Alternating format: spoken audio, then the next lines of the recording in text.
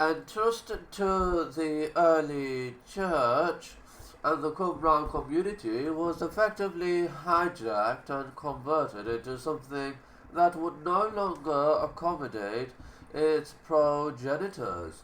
There emerged a scion of thought which, heretical at its inception, was to evolve in the course of the next 2 centuries into an entirely new religion. What had been heresy within the framework of Judaism was now to become the orthodoxy of Christianity. Few accidents of history can have had more far-reaching consequences.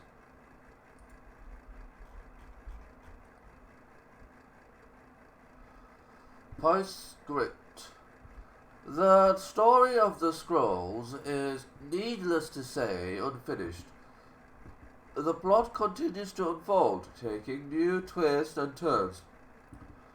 Much has happened since this book appeared in Great Britain in May 1991. By the autumn, things had built to a climax, and the scrolls were the subject of front-page coverage, as well as editorials in such newspapers as the New York Times. Even as the American edition of our book is being prepared for publication, other books and articles are appearing in print. Conferences are being convened. Media attention is intensifying. Various protagonists are issuing new statements. In May, the Israeli Oversight Committee granted to Oxford University a complete set of photographs of all scroll material, and a Center for Scroll Research was established under the auspices of Gaza Vermes.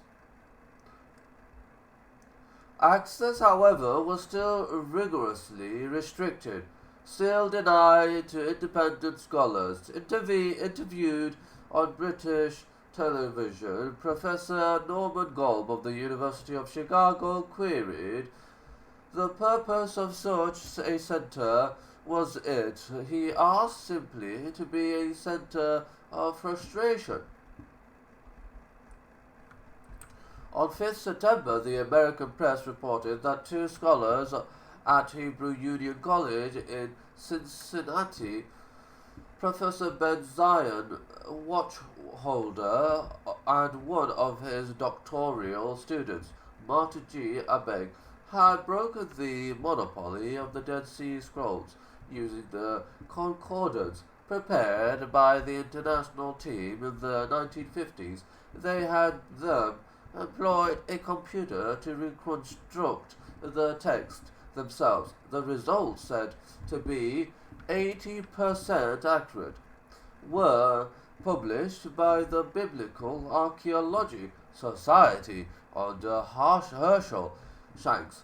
The surviving members of the international team were predictable furious. Professor Cross engaged piracy.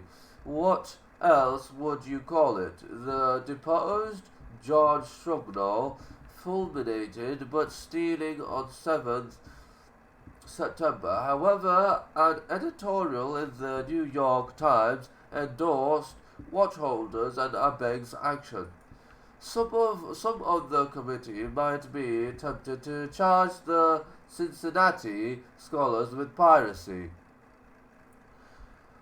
On the contrary, Mr. Watchholder and Mr. Abegg are to be applauded for their work and for sifting through layer upon layer of obfuscation. The committee, with its obsessive secrecy and